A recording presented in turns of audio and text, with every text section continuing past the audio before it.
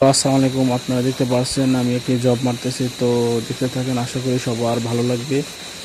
তো দেখতে দেখতে আমি অনেক দিন ধরে চেষ্টা করতেছি জবটি মারার জন্য, কিন্তু নতুন অবস্থায় জব মারতে অসুবিধা হচ্ছিল। তো তারপরে একদিন হঠাৎ করে অনেক চেষ্টার পরে কাজটি শুরু করলাম। তো আশা করি দেখতে থাকেন, ভালো লাগবে।